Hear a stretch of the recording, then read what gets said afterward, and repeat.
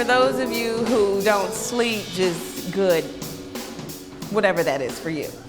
Here we are with another great episode of the Shahara Show, and I'm really pumped, and I just gotta be honest with you. I am sitting next to a man who is wise in so many ways, simply because he does this. He does art. This is his life. He has 3 lives of art to give to you. So if anything, I would suggest, highly suggest, that you listen and pay attention and learn from those who are doing it, who do it every day. Because, I mean, the proof is in the pudding.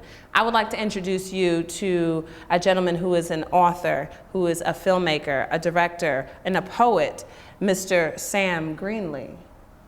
Oh, real quick, side note, he's the first person that I've been able to share some whiskey with, so only a G can do that.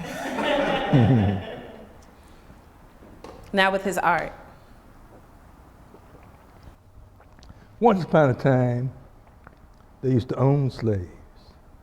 Nowadays, they rent us. That's it. Okay, so clap it up real quick. Once.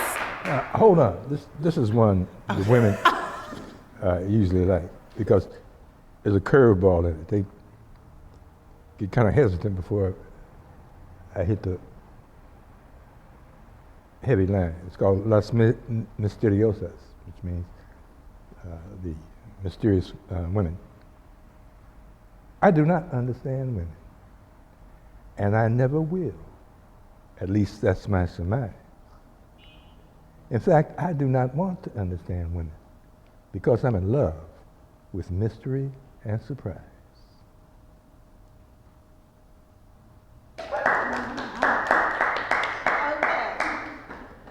See, that cats like Kari mess me up, you know, because they do these poems that last for about 10, 15 minutes. And so when I come out with 1 or 2 minutes, people be sitting there waiting for the rest of it. You know, ain't no rest of it. So the first one, okay. He's got me blushing right now because, let's go to the second one. You said you don't choose to understand women because you love mystery and surprise. Yeah. Now, you say that Kahari, he's still in the audience right now, they have these long poems. Do you think that that's something that's, with poetry, do you think that's something that's generational? Or is that just, was it different when you were coming up? Like, how would you explain all of that? Yeah, we did both, but a lot of us were influenced by preceding poets, among them Langston Hughes, who was a master of the short form. He could say more in fewer words than any of the people out there, and he's been my primary influence as a poet. Now, I've got some longer pieces, you know, but as I said, we used to do both, you know. People like Hakeem Madhubuti, Sonia Sanchez, Amir Baraka, they might get up and do a 5-minute piece and follow up with something that might last for a minute or less. But the present generation, they're into the long form. And I think what introduced that was the slam. You know, the slam has a 5-minute format, and everybody who goes into a slam contest is going to do 4 minutes, 59 seconds. And that's spilled over into the other work. Now, I recall one time when I was reading at a place that was hosted by Kari, and I got up and I spoke about how much I had admired the short form as mastered by Langston Hughes. So I read for about 10, 15 minutes, and all of my pieces were 1 or 2 minutes in length. And then the younger poets got up, and every one of them read short poetry. I didn't even know they were reading it. So essentially you're saying you're a trendsetter? Well, no, let's say I legitimized what they were already doing. You know, they figured if Sam can do it, so can I. And I loved it. Now, do you think that, now just to transition slightly, because he's not just a poet, he's an author, and then which also leads into some of your other work, which of course, I mean, you didn't admit to being a trendsetter, but of course you are, but The Spook Who Sat by the Door, I don't know if people are familiar with that, and then also Baghdad Blues. How have these two pieces transitioned you into poetry, if they did at all? Well, I've been writing poetry all my life, you know. I recall I was having a conversation with Gwendolyn Brooks years ago, and she said, "Sam, when did you know that you just had to be a writer?" I said, "I guess around 8 years old." And Gwen said, "Well, I was 12." And I said, "Well, better late than never, Gwen." And we cracked up. There comes a time in your life when an artist knows that's what you've got to do. You know, you can't do anything else. How you pay the rent and the bills is one thing, but what you do is what you do, okay? And art is an obsession. It's every bit as obsessive and a lot healthier than dope addiction, okay? And sometimes the two are related. Many of our greatest artists have also been dope addicts. I'm not, you know. I don't mind smoking a joint every now and then. All right. But it ain't nothing I A got little to whiskey, do. huh? Yeah, yeah. Especially with a pretty woman. Cheers, baby. Oh, cheers. I'll do another. Are you blushing? Mm-hmm. Okay. Now, talking about, so again, The Spook Who Sat by the Door, Baghdad Blues, and then now we're moving into your directing, moving into your producing. Do you feel like all of that, writing, poetry, directing, do you feel it's all something, the same stream? How hard is it to transition? Like, what's your train of thought when you're putting together these pieces? Well, I would get bored if I just did one thing, you know, and I come from an older generation where it was expected that a writer should be in more than one genre. We're in an age of generalization now. We got poets here, we got novelists over here, we got playwrights and screenwriters over there. But my predecessors were expected to do it all. And so I do it as well. I write novels, I write poetry, I write screenplays, stage plays, I direct, I act, and it all is part of the stew. I wouldn't be who and what I am if I was just into one thing. And maybe that's why I'm broke.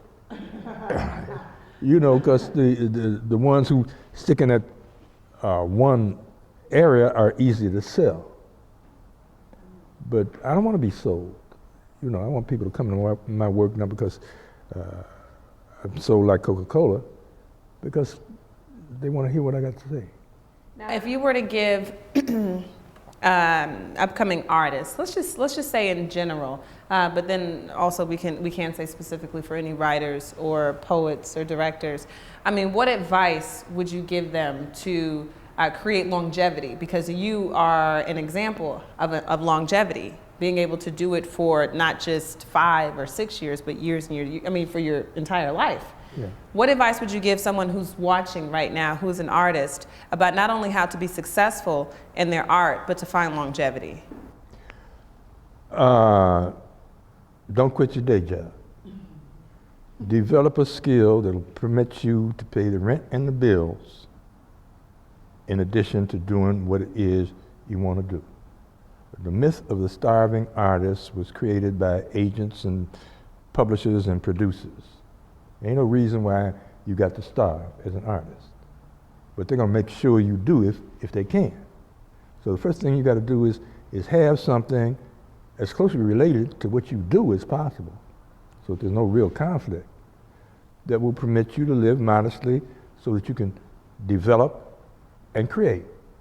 And if you ever get to the point where you can make a living as an artist, I was there for a while, but I ain't there now, then that's That's Valhalla. That's beautiful. But it doesn't have to be there. Okay, the sheer joy of producing and having somebody respond to what you've done, for most of us, is more than enough. The bread is a bonus. Which I think actually transcends to what a lot of artists do today. I mean, people put out mixtapes, put out podcasts and things for free. I was looking at some stuff today where producing your art should come from just wanting to do what you're passionate about and allowing someone to find some type of pleasure out of what you're doing. And I think that there's a lot of value in that. So don't underestimate that value, I think, is what we should say. Now, if people want to find you, you have a Facebook? Yep. Oh, snaps. Got a Facebook? What's the Facebook? What's the MySpace? What's the Twitter? What's the website? What's the YouTube? I'm not on all of that stuff.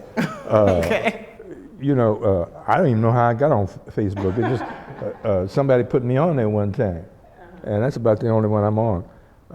My personal is Sam Greenlee, SBC, global.net. And if somebody wants to call me up, 411 will get me. You know, I'm listed, Sam Greenlee in Chicago. I ain't hiding from nobody.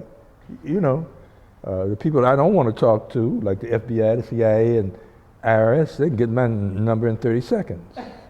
So what's the point in having an unlisted number? Right. Yeah. Well, it was definitely a pleasure. Well, yeah, this has been definitely a great opportunity for me to be able to be in the presence of an artist who makes this their life. And if anything, let's not confuse the difference between making your art your life and making your art your living. You can make the choice, but I think today I prefer to make my art my life first. And if it makes my living next, then that's good, because you can't beat that. You can't beat that. So I feel good about what I've learned in this session, and I certainly hope that you have learned something as well. This is what the Shahara Show is about. I hope that you can learn from the artists that are on here, if not at least be entertained, giving the performer a platform and a spectator a show and the listener a lesson. I just came up with that. No, I'm kidding. Anyways, I hope that you enjoyed the show. I'm feeling very good about this. Maybe it's Mr. Sam Greenlee who's sitting next to me, or maybe it's the whiskey.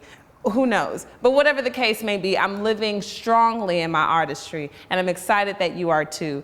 Tune in next time for the Shahara Show. More to come. You create it, I embrace it, and expose it.